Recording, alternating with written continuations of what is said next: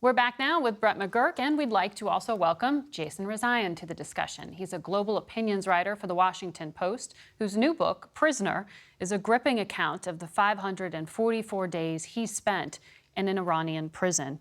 And we have you both here because I think it's pretty interesting for us to talk to you at the same time the guy who negotiated your release is to the right of you. I don't think that's happened before. And Jason, it's good to see you in person as someone who covered your captivity. Thanks for having me on.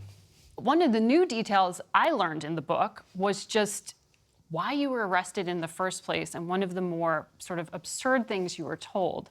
The story has to do with avocados. Can you explain that? Yes, in 2011, I put up a Kickstarter project, the crowdfunding website, to raise funds to bring avocados to Iran. I was trying to make a point, kind of tongue-in-cheek, about the fact that Iran is a country that's been isolated for so many years, and one of the manifestations of that is that they've been cut off from the world and the great joys of the world, one of them being avocados.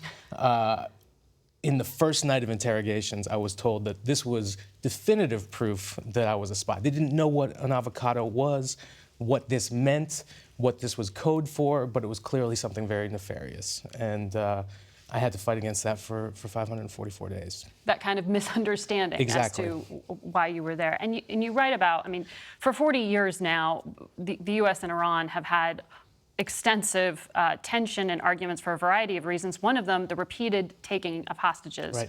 or prisoners. But the word hostage was something that your captors really didn't like hearing. No, they don't like hearing that at all, and I think you can ask Brett what they think about that term in terms of how they take dual nationals and foreign nationals and put them through a quasi-judicial process.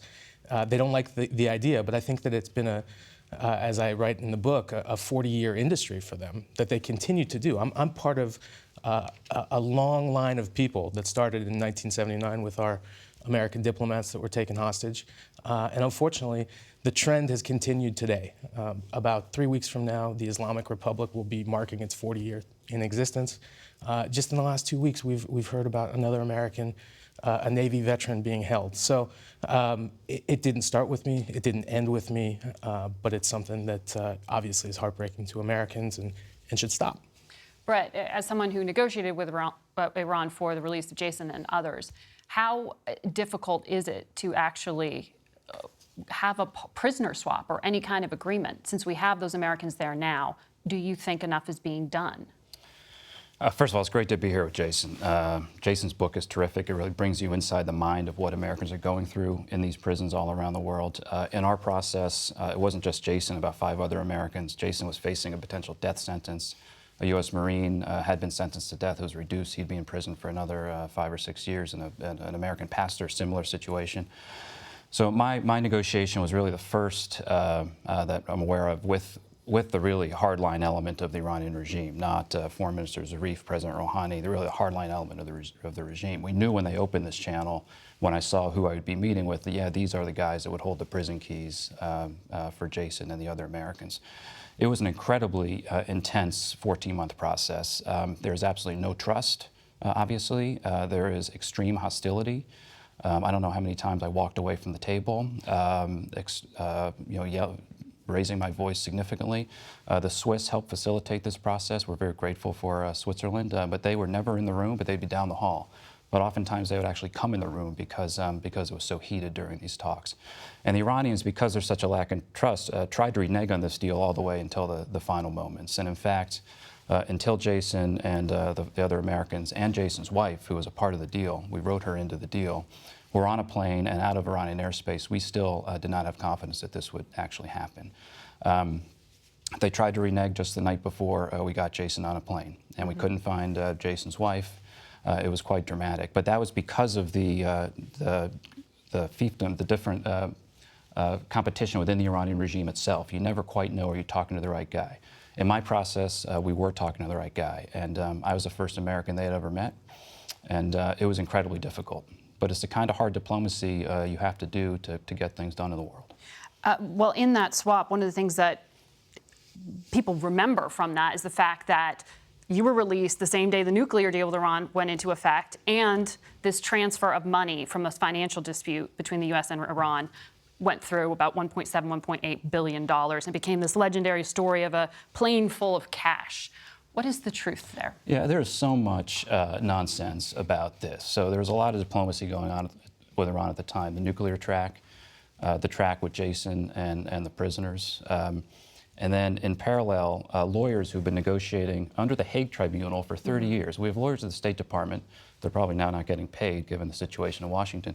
But they've been negotiating with Iran for 30 years on these cases. And the lawyers that did that transaction have been doing these transactions for 30 years. The Iranians have actually paid us $2.5 billion through these Hague settlements. So there was a settlement of a claim that we, the Americans, had to pay Iran. It's $400 million that Iran had given us.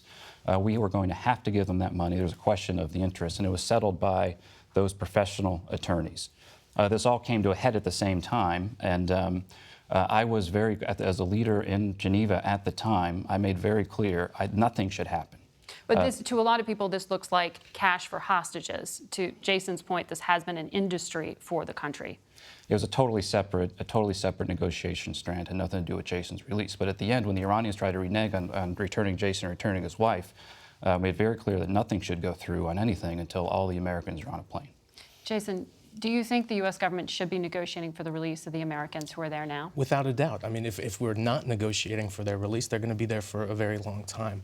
I had a message from one of the other gentlemen who was released with me not too long ago when we heard about the case of another American being held, and he said, you know, I'm really happy that we got released during the last administration. There is no direct negotiation going on with Iran right now, between the United States and Iran. That's one of the byproducts of the Trump administration's decision to leave the nuclear deal.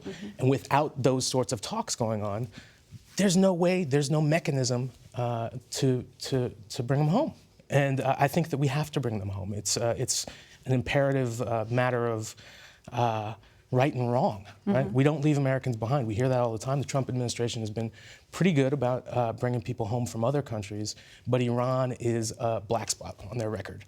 And unfortunately, some of the same people who were so adamant about not negotiating with Iran over the nuclear issue while myself and others were being held in prison, have gone completely silent on this issue. And I'd like to bring it back to the forefront. And we if should Jason say wasn't released at that moment, he'd still be in jail. There's no question. 100%. And there are still at least 4 Americans there. We'll be right back. Thanks to both of you.